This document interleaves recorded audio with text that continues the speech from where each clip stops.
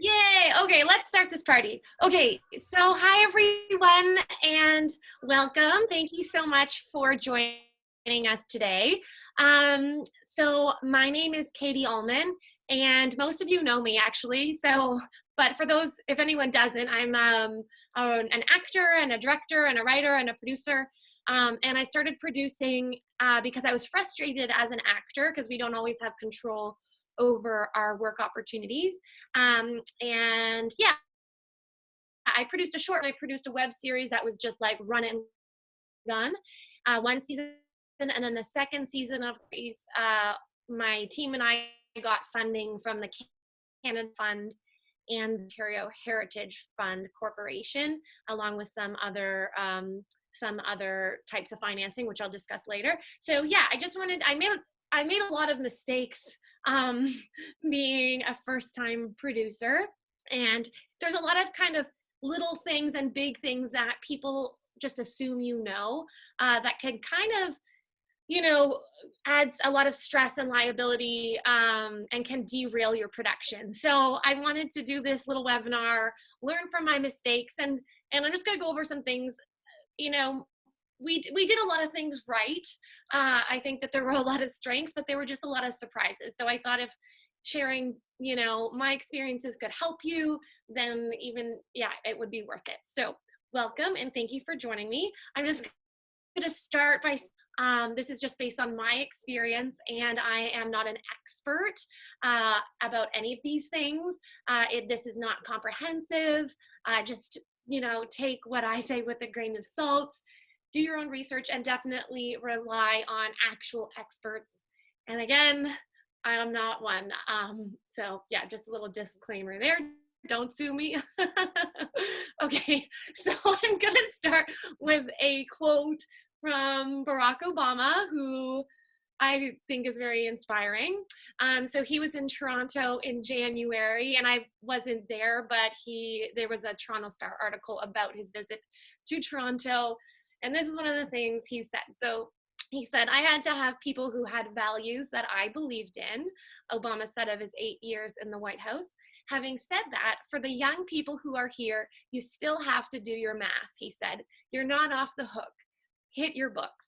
So, I mean, I sort of interpreted that as, of course, creatively, we need people with similar values surrounding us. But even if you're a creative person, I think you need to know your books and you kind of need to have a handle on the business affairs.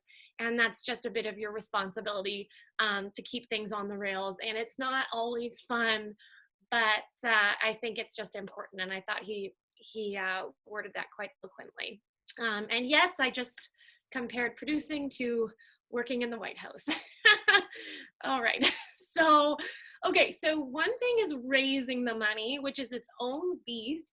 And I just to preface this, before what we're going to get into, I did a team of us, there were 3 of us who did about a year and a half of grant applications, getting rejected from a number of funds, probably a couple hundred hours in paperwork, maybe more. So, and then eventually it kind of came together for us. And the beautiful thing about grant applications and funding is there's a lot of repetition within them. So your first couple are always the hardest and then gets easier. But anyway, that's its own beast. And I'm not going to talk about that today. But that's one thing, but then spending it. So I don't want to say be careful what you wish for, because it is super exciting to get your money. And, I don't think any of us do this for financial gain, like because we're driven by money specifically, but it does give you a certain sense of gratitude and like that you're in the right direction when you get paid to do what you love. So it's exciting, but with funding comes responsibility, as we all know. So we're going to get into the nuts and bolts of this a little bit. Okay, so just a few jokes, I think, is even when you're doing tiny productions, like when I started, I did like a short film, and we did the first season of the web series. We didn't do any sort of business affairs. We just kind of it was a run and gun. It was a kind of a business affairs. We didn't know what we didn't know, and we didn't get into the habit of practicing just certain things like cost reports and invoices and chain of title, ownership agreements. Just, I would advise, even if you're doing it for $100, just start practicing the different types. So then if you get a larger sum, it's not so overwhelming. So there's that. And then also I would say keep your day job, because certainly in web series producing, and it's certainly different, a little bit different in television. There's definitely more money there. But in web series producing, even those friends of mine who have done many web series and even with networks, at the end of it, your producer's fees are going to be like tops $3,000 for like years of work. So just when I'm not producing, I'm acting, and when I'm not acting, I work at a casting office. So just keep that in mind. Okay, so another thing is your strengths and weaknesses. I think it's just super important to be aware of what your strengths and weaknesses are. If you're a creative person and you know a lot about casting and story, and that's your strength, you don't really need another person. Like, of course you can have people with those qualities on your team, but you really need to find someone who, for me, my weaknesses were the business affairs, and you need someone who can fill that gap, who is very knowledgeable. And you need to kind of also vet people that you're bringing on the team to make sure they have the level of expertise you need. So yeah, you have to look at what your strengths are, and then your weaknesses, and then far around you. Another thing that a mentor producer of mine had said to me when I was freaking out early on about like different insurance policies and stuff, was she was like, you know what, there's a lot of terminology and things, and even when you get your long contracts that you don't stand, but trust that you are learning and you are understanding more than you think you are, and that you will be okay. So you're not alone in this. And even if you're a first-time producer dealing with a larger sum of money, it will be okay. And I think that's very important. Okay. Okay, so this is gas and brake. So there's something interesting that I've learned. We actually came in on our show under budget, which is a problem, which nobody told me. I mean, I always thought coming in under budget would be a good thing. In Canada, it's not. So I'm working on a TV series now as an actress, and I was talking to one of the producers of that show, and I was like, oh my goodness, I came under budget on my show, and now we're trying to figure that out. And she was like, it's the same at every level. And she said, gave me the analogy of driving and gas and brakes. So she was like, when you're in production and pre-production, whatever, you're spending, and then every week or whatever, you're checking in to see where you're at with your spend, and then you're hitting the brake when you're spending too much. So that in itself, I'm like, there's a bit of an art to it. But for my experience, we should have spent more money earlier. I was always on the brake. I was like, get a better deal, which yes, of course is important. But that's just something that I would have liked to know early on, to be a little bit, just working that out and keeping this in mind. All right. So another thing is really going to help you with your show. Well, there's two separate jobs, which is a production accountant and a line producer. So you can have one person in these two jobs, but for doing these two jobs, but I'm going to recommend that you have people, because a line producer, it can be is helping with all of your coordinating and whatnot, and then your production accountant can really be focusing on the books, and then they can kind of work together on sort of the bigger picture and keeping things together. So just to give you an idea, like our budget is like 400, 500 lines. So and there's a lot of receipts. And we're talking kind of like in terms of just when you're shooting on set, you're looking at hundreds of receipts and invoices coming in and out of your production office every single day. So just unless you have someone who's literally a pro, who's done this like 1,000 times and knows the ins and outs of your tax credits and budgets and all of these different things, definitely I'd say have two people. And just a few other reasons are to just double check details, because when you're working with like multiple unions and you're filling out these kind of detail-oriented reports. You want someone to double check. If we all make mistakes, that's understandable. You need to hire people in these jobs that you fully trust, because when it comes to money, you just need like full transparency. Another thing we learned is just don't pay anyone in full until the job is done. And I know that's so obvious, but like I know some of us are just very trusting, and it's on me too, because I think you need to have those conversations early in terms of your expectations, because maybe who's working on the business affairs during production doesn't see themselves working on the business affairs 6 months from now, and you have to do all of your final reporting. Very clear with that. And like, I would just say hold back, not like maybe not half, but like a quarter of the salary or something, just to protect yourself, and make sure they kind of don't ghost you. Okay. And then the other thing is, whoever you are involving in your post-production accounting, at least, even if it's a different person than your production accountant and line producer, make sure they're involved in an early stage. Something I've learned through this process is there's many different ways to even structure a budget, and how you bake in different sponsorships into your budget. There's different styles, and there's no right way to do it. And I didn't realize within sort of the business affairs how much sort of creativity there is. That was always something I thought was kind of one way, but I've learned that that's not the case. So you don't want to if there are more than a couple cooks in the kitchen, you want them at least to be on the same page, and that's super important. Okay, so now we will discuss bonds. Oh, no, not that type of bond. This type of bond. Okay, so you're probably asking, what is an ACTRA bond? Because this is something I had no idea, and I'm an ACTRA member, so I had no idea what an ACTRA bond was from a producer's standpoint. So anyway, here are a few of my favorite actors who we could not afford. But the ACTRA bond protects actors. So as an ACTRA member, I'm super grateful for it, learning that it exists. As a producer, it's a little bit more stressful, but I'll walk you through what an ACTRA bond is and what to look out for. So when you have your budget, once you have your scripts, you can map out how many actors you need, and then how many days on set.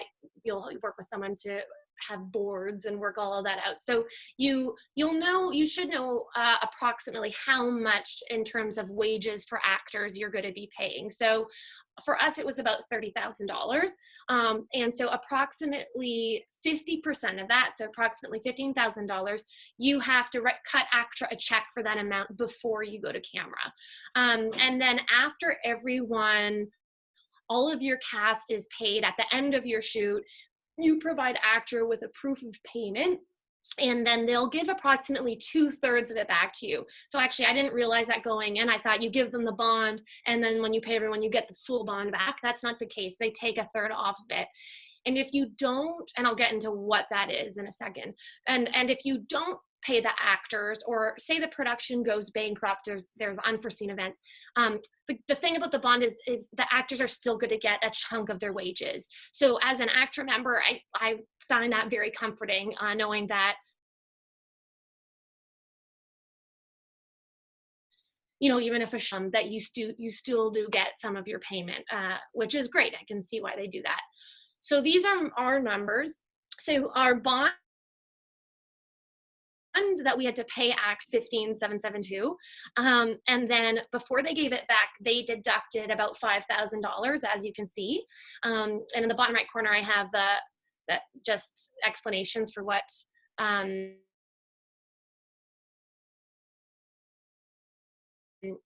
all these things, insurance and retirement. So it's a little bit like forced savings for actors, which is something that is helpful. And then what we were returned at the very end was the 10,649. But that takes a little bit while to get back as well. So that's something to know. So that's the ACTRA bond. Oh, and then this is kind of random.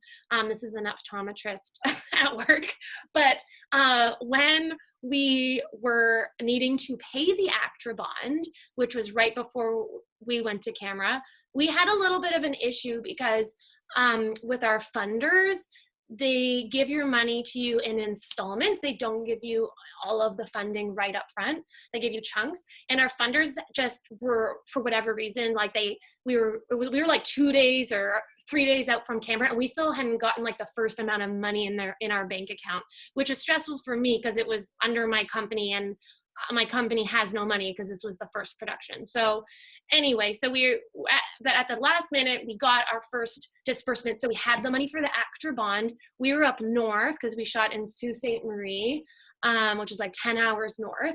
And then I said to the ACTRA people, like, okay, what bank do you deal with? What's your transit number? I'm going to wire this to you. And they were like, no, we're in Toronto. You have to send it to our bank, the Creative Arts Savings and Credits Union, and it has to be delivered in person.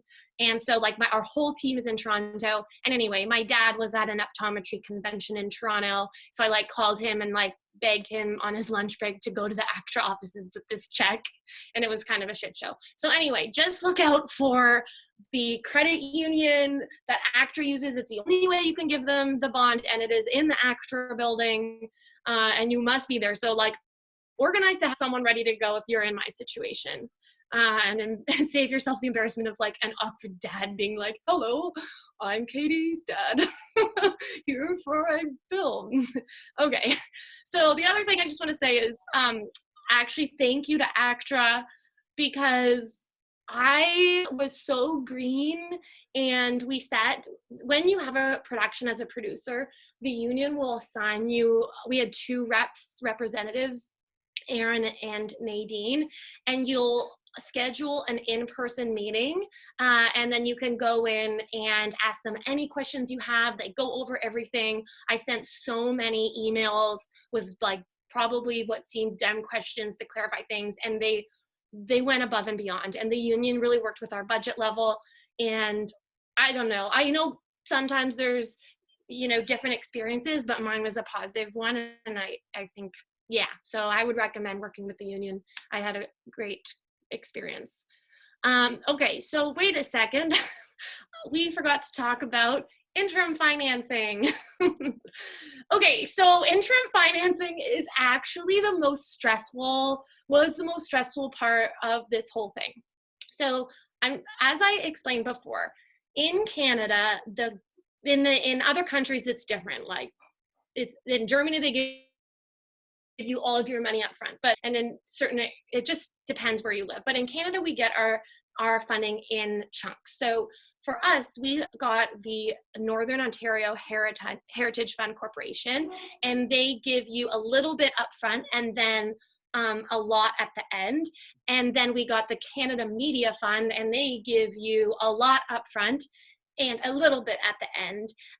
But how it works is there's always a time during production, and it's typically right after you finish your principal photography, where so many invoices are coming in and you're paying all of your cast and crew that you end up going into the negative. Your company will end up going into the negative. And then you kind of have to prove to the funders you spent the money where you were supposed to, and then they give you the rest. So it's kind of a way, as it's good for the taxpayer because it keeps the filmmaker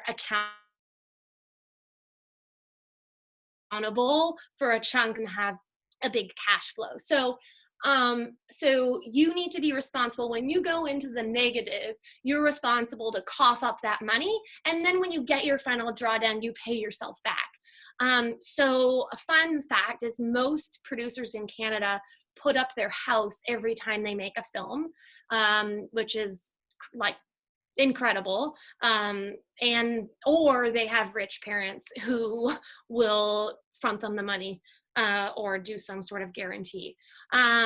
We initially tried to go to banks and get the interim financing. We were told that was an option, but our budget was $208,000, and from the banks that we talked to, it was just too small of a budget for it to be worth it for them. Our interim financing had to be guaranteed for 70,000, so about a third of your budget. And like we also heard my company didn't have a track record, which was absolutely true.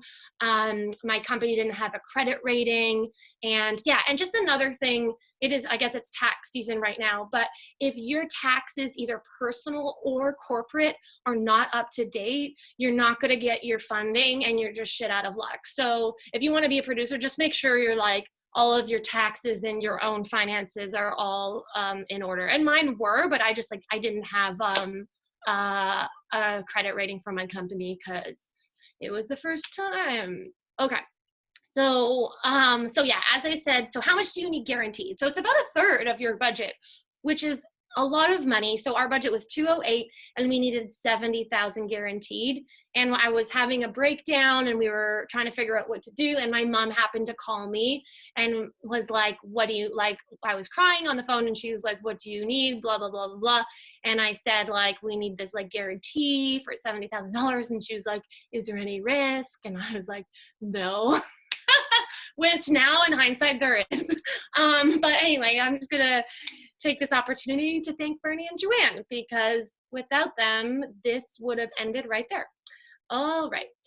Okay, so the takeaway on interim financing is get on this as early as possible. Now, don't leave it to the last minute. And also, if you're going to have to, like, say you don't have someone you know who can guarantee it, you got to start this really early, because the National Bank and RBC are film friendly, but it's going to take you a couple months to go through, like to be working with someone and go through all the paperwork. And they're going to be, if you don't have a track record, your interest is going to be insane. And you want to have that built into your budget, like that's approved by your funders, because you don't want to be like, surprise, like 10 grand in interest or something like that. So just, this is not an afterthought. This is something that needs to be an integral part of your creating your budget, and like at the very beginning, and is very serious. All right, so, but wait, let's back up and talk about finance structure. Okay, so finance structure, also in the industry, they call it an FS. And I'm just telling you that because I was in a meeting with a very legitimate producer who was helping me, and she asked me like, what's your FS? And I didn't know what I was like. What do you mean? She was taken aback by it. So if anyone asks you what your FS is, finance structure, and we'll go over what that means. Okay, so FS is just a fancy way of saying where your money is coming from. That's it. And your structure, how you're getting all of your money, can be in different ways, you know, Indiegogo, in kind, things that people are giving you, donating to your production. Like in our case, we had gear and food donated, things like that. Your grants, as well as your equity investment, and I'll talk about the difference there in a minute. And then your tax credits, which is something you get at the end as a kind of a gift. Yeah, so your finance structure is something that is going to happen early, and it's part of all of your applications, because it's a little bit of a chicken and egg, because the more money you have secured, the better that looks to funders. When they see like you have all these like in kind or Indiegogo, whatever, they're more likely to invest. And I think it's almost like dating, you know, the more people interested, the more people interested. Okay. So this is what, and this was actually, yeah, this is our structure. So our FS. And it just looks like this. It's fairly straightforward. So on the left, you're going to see the sources of financing. So you can see we got CMF Innovation and OHFC. We factored in tax credits, which you see are pending. Our gear, catering, our PUP is our distributor. Loco was product placement for a dating app, crowdfunding, and then my company gave a little bit. So this is what it looks like. And then you see the amounts, if they're confirmed, your percentage of your budget, and then on the right, the type of financing. So same stuff as I was saying before, there's just different ways to finance project, which is kind of interesting because you could be creative with it, which is kind of fun. Okay, so I'm just going to go over, this is a very important distinction that nobody explained to me. So the CMF, the Canada Media Fund versus the NOHFC. So the Canada Media Fund is an equity investment. So I don't know if this house analogy is actually completely accurate, but basically if they give you the money and then in return though, they kind of own a chunk of your project. And if you make money, they make money. So it's more of like kind of a business partnership. So saying like, I guess if somebody helped you buy a house and then you sold the house for more money, then they would get a percentage of that money as well. It's that, yeah. So that's that analogy. Then the NOHFC, however, differently, is a grant. And as you can see, there's a picture of a present here because a grant is simply a gift. It's like, if you make money, great, whatever you shall do, you shall do. So it's just a gift and that's it. It's done after they give it to you. That's it.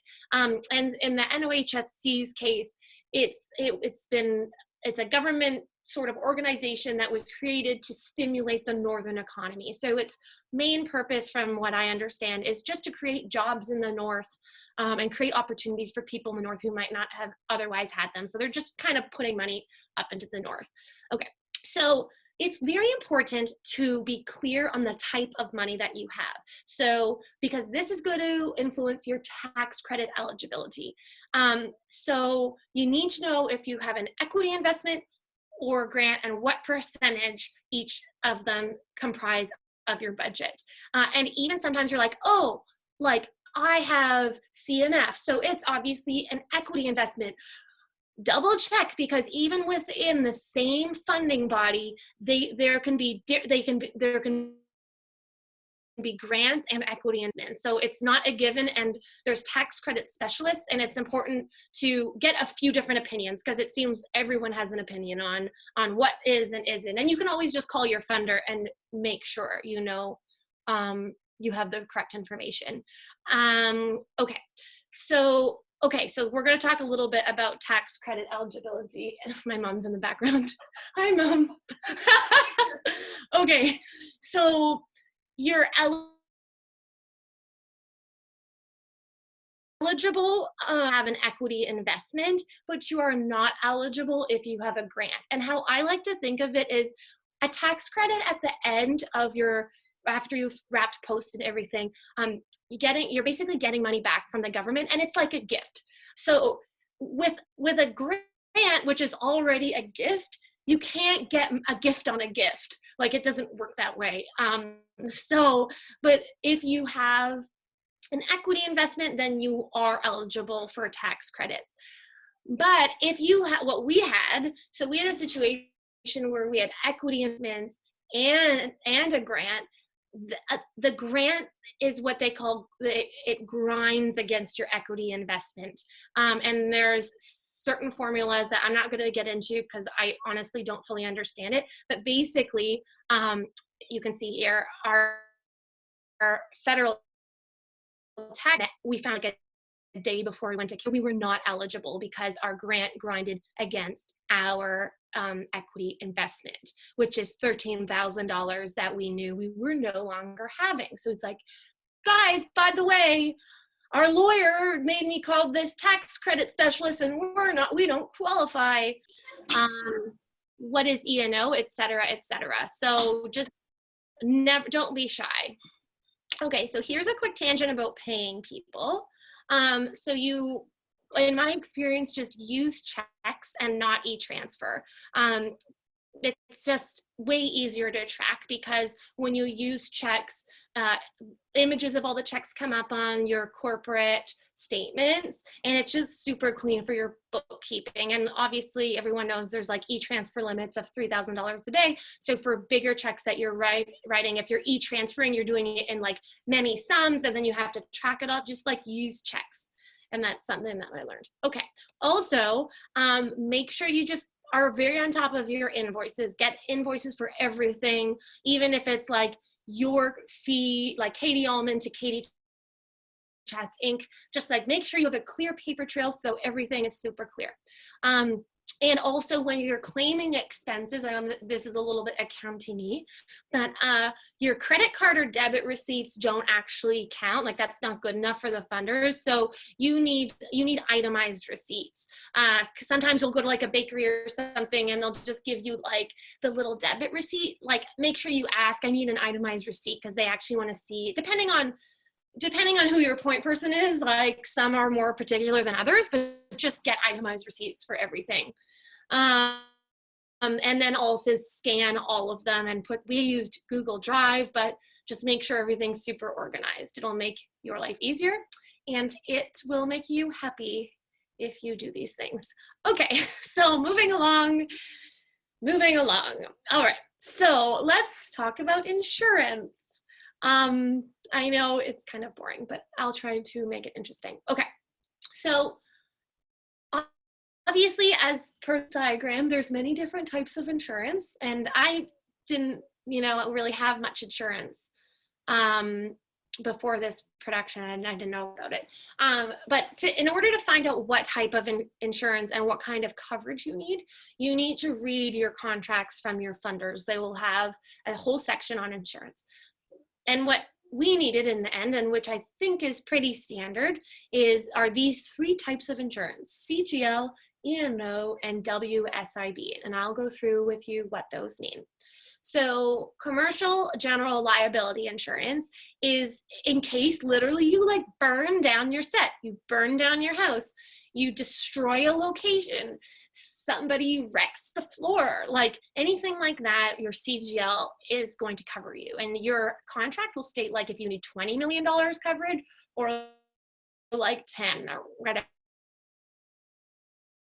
it is. So just look at WSIB, Workplace Safety and Insurance Board. That's the insurance that you pay for your workers. So like in this diagram, there's someone who's slipping and falling. I shouldn't laugh, it's not funny. But like it's for your workers' safety. If anything should happen on set, you hope it doesn't, but if it does, then you're covered and you can help pay for whatever needs to be done. And then the last kind, which is kind of the trickiest kind and the kind that stressed me out the most, is called errors and omissions insurance.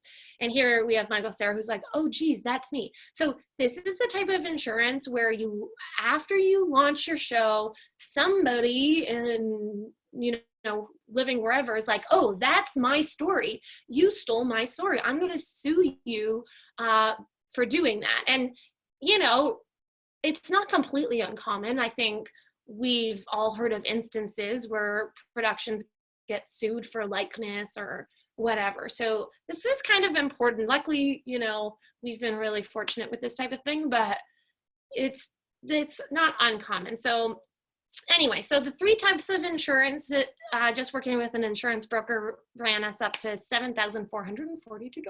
So it's not super cheap, and those were good rates. So anyway, things to keep in mind.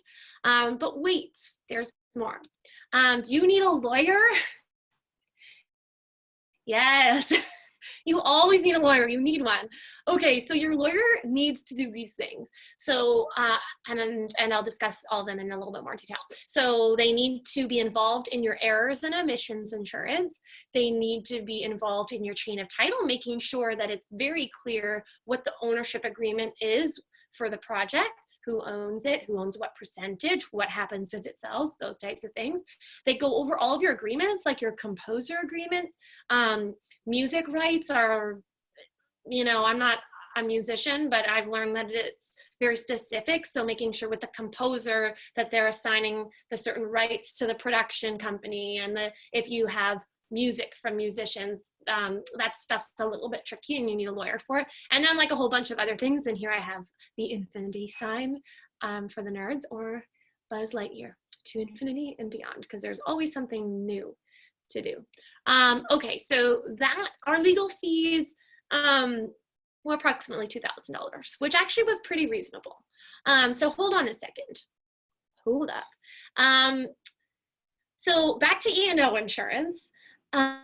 You need to get, in order to secure your insurance, you need to get what they call clearances, which was another surprise for us. So where do you get clearances? You get them from a clearance company, and then your lawyer needs to sign off on your clearances. So what does a clearance company do?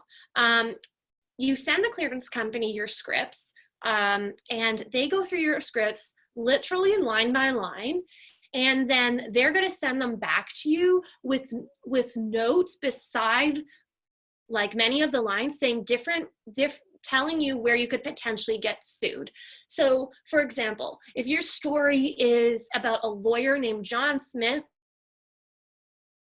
who lives in Toronto, they will search lawyers with the name of John Smith who work in Toronto, and they will say, there's this John Smith, that John Smith, this John Smith, you're liable because there's all these John Smiths who work as lawyers in Toronto. We're going to recommend that you change this character's name to something else. And they'll give you typically 2 suggestions that they've cleared that would be safe for you to use. And if you don't like those names, you pay an additional amount to get other alternatives. So they go through that. One of the things in our script was we had this character named Trixie Sue, who was this reporter. And apparently, like, they came back, there's like a doll that's available at like Walmart and stuff named Trixie Sue. So we had to change it to Roxy Sue. That's not a great story, but stuff like that you just wouldn't even think of. And it's actually kind of interesting because, yeah, anyway, all the different ways they can get you. Okay, so just the clearances cost $3,277, in case you're curious. Okay, so after you get your script back with all of the notes and you change everything, you send all the notes and your revised script to your lawyer. They sign off on it, and they have to just sign off on it for the insurance company to issue you your errors and omissions insurance, making sure you're taking all of those precautions. And just another note is, when you're actually done editing your project, your lawyer has to review your edit just to make sure in your establishing shots and whatever, you don't have brands or things that could make you potentially liable. Okay, so now let's talk about HST, which is something that I'm not an expert on all these things, but HST I do find a little bit confusing. So I'll just walk you through it as best as I can. Okay, so for grants, like the NOHFC, okay, so how the NOHFC works is, for every dollar you spend in the North, they give you 50 cents back. So you get a 50 cent, half of what you spend back. So they give you a little bit of an advance, but then you have to prove to them what you've spent out, and they'll cut you a check for half back. But HST, they don't give you 50% back on the HST. So you have to you remove that from your claims and your budget, and that's something we learned. For an equity investment, when they give you your money, when they give you your installments, they add HST onto it, and they're giving you, and you're working with the HST. So we were doing both, which was just, I don't know, you just have to keep it all clear in your head. So some people, when you're doing your payroll, some businesses, well, a lot of businesses, and certainly some of your crew or cast is going to charge you HST on top of their wages. So you've received money from your funders, that's from your equity investment, from CMF, that's HST, and then you're paying out some HST. And a lot of people didn't charge us HST. So what you do is you deduct the HST that you paid out from the HST you collected, and then whatever the difference is, you have to pay back, or maybe they owe you. In our case, we ended up owing about $5,000 in HST. And yeah, I'm sure that was really confusing. So maybe just talk to an accountant. Okay, so now that we're done talking about HST, which is literally one of my least favorite things, let's talk about ISAN. So as you can see, this is a photo of Switzerland, and I swear this has a point. So ISAN is this Swiss registry that I had no idea about. And it's mandatory if you get money from our government. And basically, it's the easiest way to describe it or compare it is to a library. So, you know, when you go to the library, every book has like letters and numbers that identify each book, and it's an organizational system. It's the same thing, but for videos that are produced, I don't want to say like professionally, but within any kind of like within, I don't know, some sort of funding body or organization. So like any big movie or anything that's funded by the government, it has to have an ISAN number. So anyway, this was just like a thing we had to do that nobody had ever told me about. So I thought I'd throw it in here. It's not super expensive. It was for 10 episodes, it was $395. But anyway, there's this woman in Toronto named Rose who deals with all of it. She's very helpful. It'll be okay. All right, moving on. So now just a few more tips. Okay, so something I think we did well when transparent with finances. And I just think in terms of trust on a team, it's just super important to keep everybody in the loop with what's going on with the bank account or the money. I was always like, even though it was my company's bank account, I was always like, if you have any questions, let me know. Like, there's no secrets. And it was funny. Well, not funny, but like with the tax credits and like things, it was like, I said to the other producers, like, it was like a few times, it was like, guys, no, producers aren't getting paid. It's not happening. And then I'd be like, actually, I think I found a way. You're getting paid. And then I'd be like, nope, you're not. Anyway, everyone ended up getting paid. But like, there was complete transparency of what I knew to be true to what they knew to be true. And I think that that's very important. And something, yeah, so there.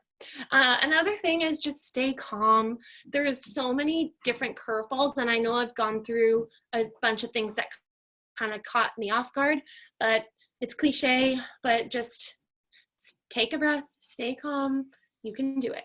Another thing that really helped us, one of our producers, David Carruthers, so I had a tiny part on a show called Workin' Moms on CBC, and he was the first AD on that show.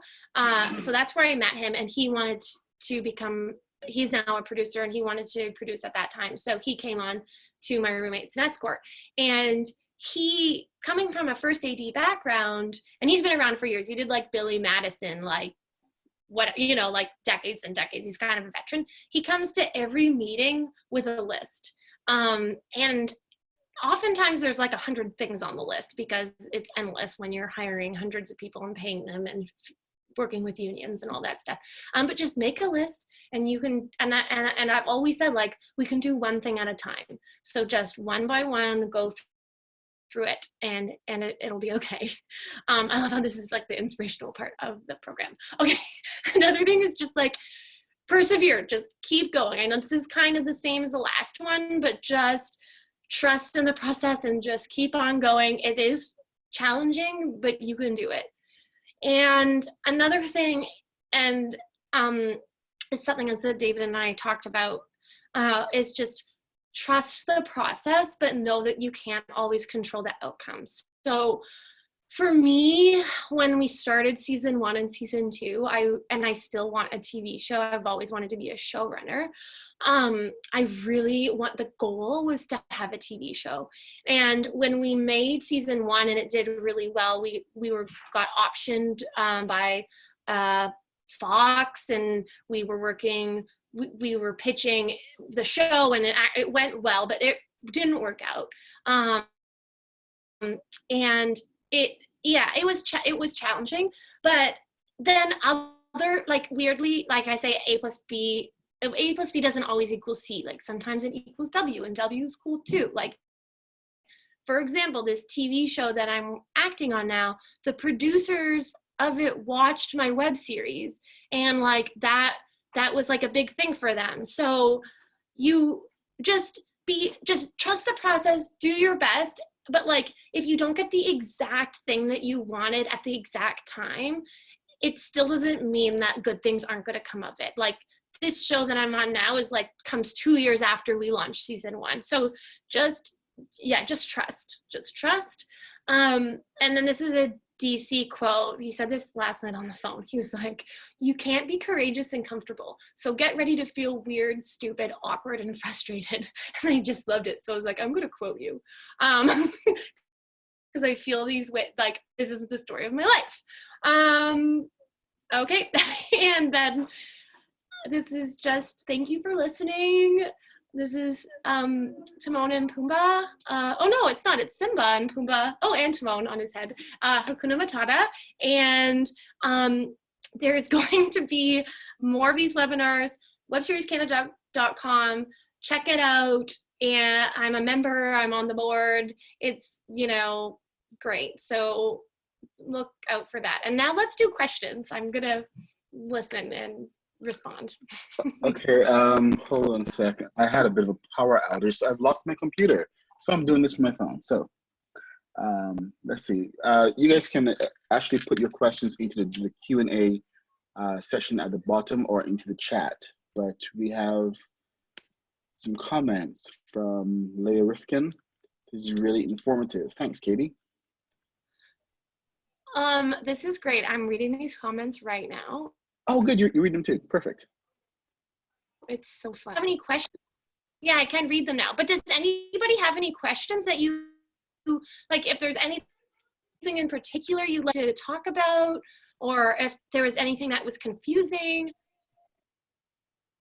Well, one question. How do you make money with your, there's a question from James. How do you make money with, how do you make money? So this is the thing with web series. I mean, you get paid, like for my roommates in Escort, I got paid for the first season. I didn't get paid at all. I paid everybody else but myself and Trish, who was the other actress in it. We were the only ones who didn't. But in season 2, you get paid. We got paid as actors. We got paid as writers, a director, and a producing fee. So there's that. You do bake your own fees into the budget. It can be like a percentage, but unfortunately with web series, there's no way, I don't want to say there's no way, but it's very challenging to create a business model. And like DC, who I guess has worked in the mainstream for most of his career, is like, you use this as a calling card to get in the mainstream. But like from day one, he's like, Katie, you gotta get into the mainstream. Like you can only and web series are a great tool to like have creative freedom and develop your style. And you do get paid something. I don't want to undermine that, but it's hard to have like a model where your company is actually making a profit. But you do get paid a little bit for your services. I see Jane, who paid you? Okay, actually, hold on. Well, actually, Ustad had a question. How can you go into why funders don't want you to come under budget?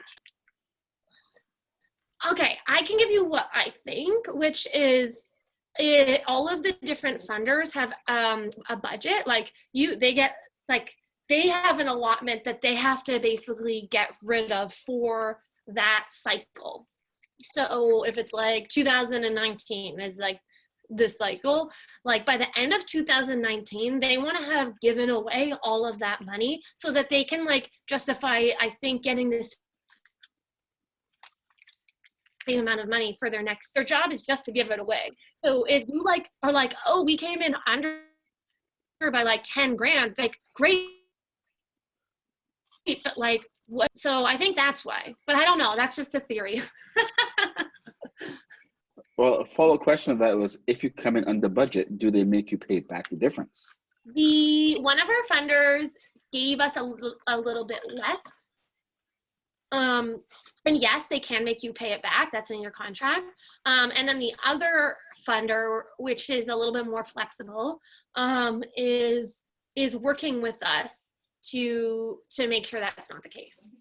And it depends on your point person. Like, I'm not going to say who or which, but one of ours was like, frankly, like not helpful and almost damaging. And then the other was like the opposite. It's just like who your point of contact is. So it's a little bit of luck of the draw.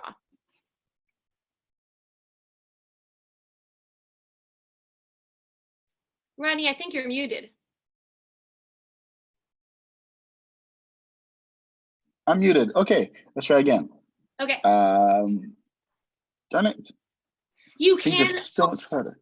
Oh yeah. So I see a question that says, instead of being under budget, can't you just pay yourself someone the balance? You can. There's a cap on what you can pay what you can pay the producers of the project. So yes, but you, like, what the government doesn't want is, like, they give you 200 grand to make a web series and producers take 100 grand of that money and put it in their own pockets. It's not like really the purpose. So yes, one of the things you can do is max out your producer fees, but there's like caps, so you can't go too much over. But if you get into the situation like we did, where you're under, you just like ask questions and work with people who are more experienced in business affairs. And I think usually it seems to be working out for us. Okay, James had a question about, tell us about the process and experience optioning the show for series. What did the deal look like? It's a few years ago now. So, and we had a lawyer help as well. It was a whole thing. But basically, actually, interestingly, an episode of the show played at the Hamilton Film Festival, and an executive from Fox happened to be there, which, like, mind-boggling, and loved it, and then reached out via Twitter to meet with us at their offices in Toronto, because wanted to talk about trying to get into a TV series. So we went in, and then the deal was basically they had was it a 6-month option? I think it was a 6-month option. And then we worked with one of the executives. We put together a whole pitch deck, and really worked with them on things that they thought worked or didn't or whatever. And then we went, and we pitched the show. But yeah, I don't know, it didn't go anywhere. And then that option ended. So, and that's pretty much, more, it's like, that happens a lot. It's important not to be too hard on yourself. But I think it's important also, I feel grateful because now I have a new show that I want to pitch, and it takes sometimes time to build those contacts. So yeah, I don't know. I still feel like it was really exciting at the time, and I am disappointed that maybe it didn't go anywhere, but it's a process. And I think ultimately it's important to play the long game, and look at it as like, okay, well, those people know who I am and kind of the style of comedy that I want to do, and maybe we'll try a new idea, and just kind of stick with it. But James has a follow-up, but you do get paid for an option, right? You have to work that out with your whatever agreement. But yeah, you should get paid something. Okay. Any tips on getting a Netflix series? I have not gotten a Netflix series. I know that there's a CFC program right now that you can apply to, but not if you're a white man. So I'm sorry about that. But I don't know. Ultimately, the world is run by just people. So I always, whenever I get intimidated or something a goal seems too big or unrealistic, I'm just like, everyone's just a person. You just have to try to, connect with the right person and just talk to them. We're all just people.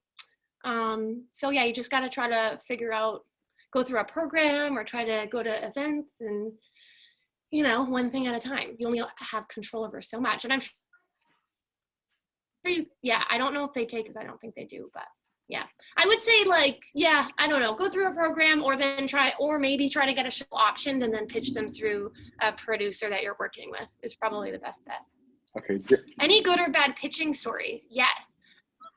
Can I answer that one? Oh yeah, that was the next one. I was pitching a show at Bell Media. Actually, maybe I shouldn't say that on the record, but anyway, I was pitching a show at Bell Media, and the executive almost fell asleep. I don't want to say she fully fell asleep, but like we had this like thing, like we were like, we were the two of us pitching our actors, so we're making this like a performance, like we were going all out in this pitch, and literally the lady was like, she at one point like did one of these, and I was like, shit, like this is not going well. So yeah, that was bad. But then we had like another really good pitch where they were actually really interested. It was just too something else. So I don't know. It's weird because your whole livelihood depends on like one or two people's opinion. And if like they don't like your sense of humor, if you're pitching comedy, then that's just like too bad. Like if it's like a guy who just doesn't get you, or anybody, or woman, it is what it is. Anybody else?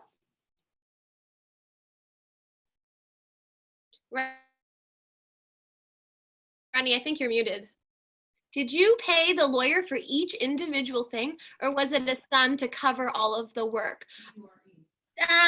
We had like a little bit of both. I had kind of given him a like ballpark kind of budget range, and I was like, once we hit this amount, you just gotta like tell me, because you just don't want to like keep working and then you just get like a huge invoice where you're like, whoa. So I kind of said like, this is the budget that we were expecting. And I had talked to like other producers and tried to have something in mind. And then I was like, just like when it goes a la carte, just like let us know. So a little bit of both. But yeah, he just make sure with your lawyer that you specify like that before he does the work, you want to know what that agreement or whatever is going to cost, because those bills can add up really quickly, and just be crystal clear. And like, I know this is cliche, but have things in writing. Do you work with a distributor? We worked with a distributor, which was you need a distributor for your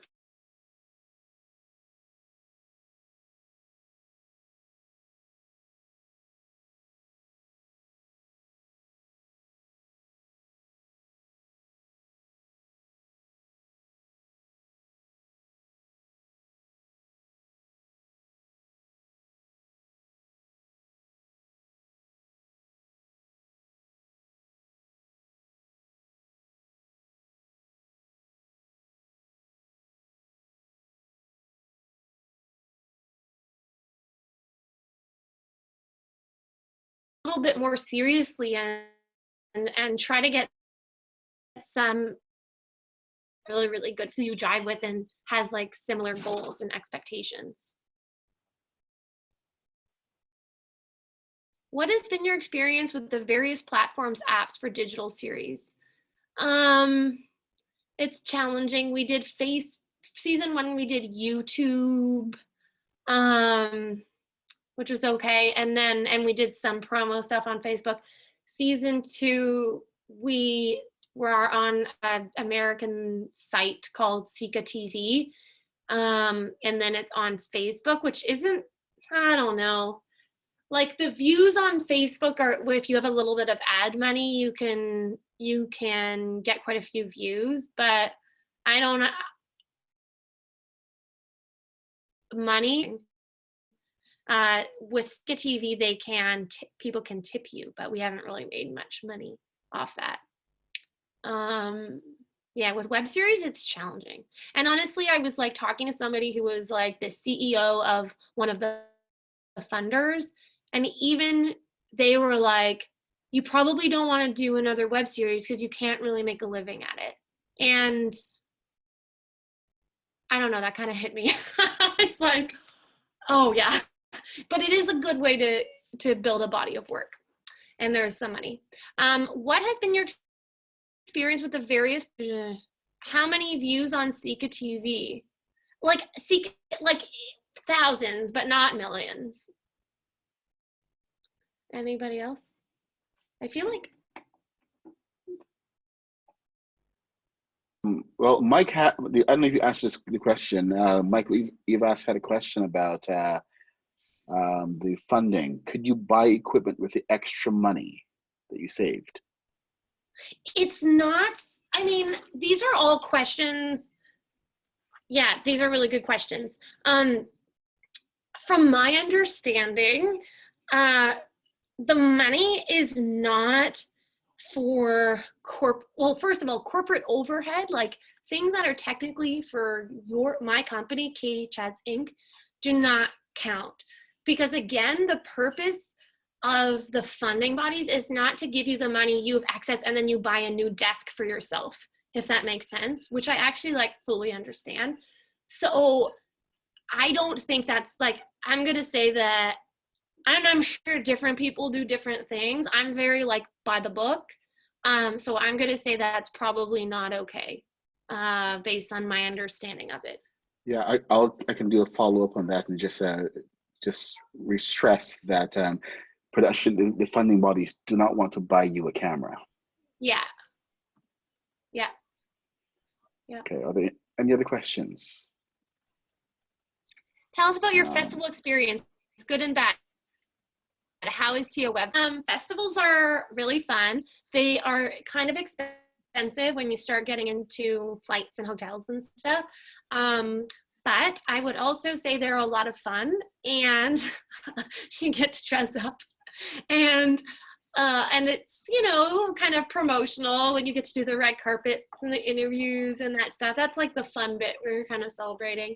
And also I would say every festival, big or small, you usually meet somebody who you could potentially collaborate with, you know, like, you know, like how I said, like the Fox guy at the Hamilton Film Festival, like, you know, and for my roommates in Esquire, we went to Vancouver and Miami and Los Angeles and San Jose, and yeah, at each one, I don't know. And it's also just a nice way to kind of, I think there's some value in meeting your peers and being a part of the community and learning from other filmmakers. And also, if for me, something that maybe is a long-term goal is maybe doing a co-production with a producer in a different country.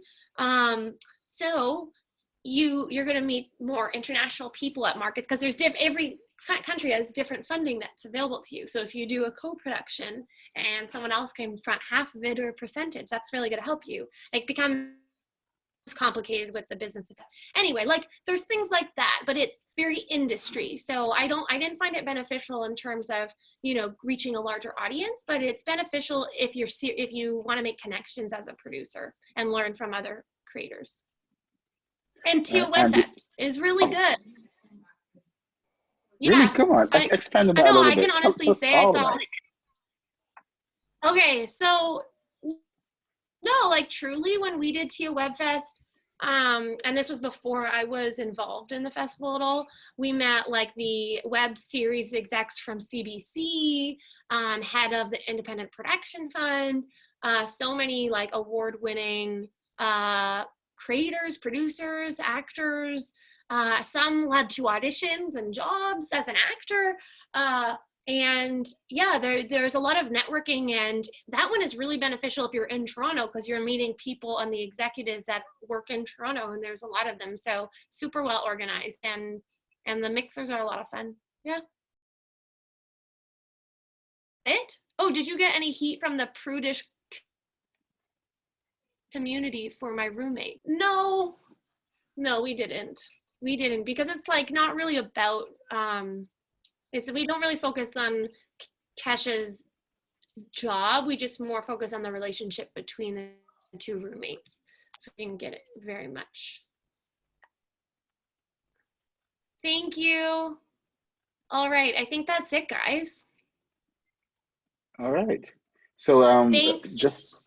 Thank you so much, everyone. I'll just remind everyone that we have some more webinars coming up. The thanks for everyone to come into this one. The next webinar, I believe, is with James Stewart, the producer of oh my God, James is going to slap me for this one. Chateau Laurier. Thank you. It's the French. It gets me. I'm sorry. I'm embarrassed. Yes, it's Chateau Laurier's. It's a tremendous series, and everyone should take a look at it. But this will be next week, and there are a couple more coming up that we will be listing on the website. So check out our Eventbrite or webseriescanada.com.